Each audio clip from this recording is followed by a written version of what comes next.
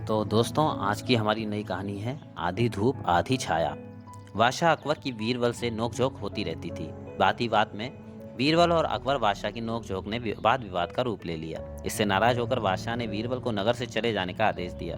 बीरबल खुशी खुशी नगर से चले गए। काफी लंबे अंतराल के पश्चात भी बादशाह ने बीरबल की कोई सुध न ली, परंतु उसे हमेशा याद करते थे। हर जगह बादशाह को उसकी कमी महसूस होती थी। जब बादशाह के सब्र का बांध टूट गया तो उन्होंने बीरबल को ढूंढने के लिए बहुत से कर्मचारियों को भेजा।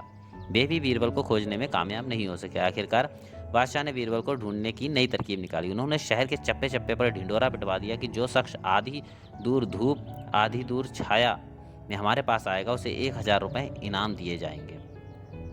बहुत से लोगों ने इनाम पाने की कोशिश की, पर किसी के दिमाग में आधी दूर धूप आधी दूर छाया में होकर आने की युक्ति नहीं सूझी। इस प्रकार यह बात फैलते फैलते बीरबल के कानों तक पहुंची। वे अपने पड़ोस के एक बढ़ई को बुलाकर बोले, तुम एक चारपाई अपने सिर पर रखकर बादशाह के दरबार में जाओ और उनसे कहो कि मैं आधी दूर धूप आधी दूर छाया में होकर आपके पास आया हूँ, इसलिए मुझे इनाम मिलना चाहिए। बढ़ई बीरबल की बात मानकर बादशाह के पास पहुंचा और बोला, गरीब परिवार, मैं आधी दूर धूप और आधी दूर छाया में होकर आया हूँ, मुझे इनाम के 1,000 रुपए मिलने चाहिए।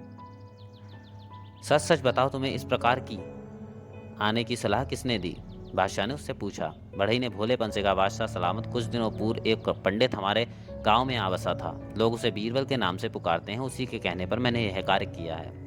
बढ़ई के मुख से बीरबल का नाम सुनकर बादशाह बड़े प्रसन्न हुए। उन्होंने खजांची से बढ़ई को 1,000 रुपए इनाम के रूप में देने का आदेश दिया। फिर बढ़ई के साथ अपने दो खास कर्मचारियों को बीरबल को लाने के लिए भेज दिया। इस प्रकार बीरबल बादशाह के पास दोबारा पहुंच गए।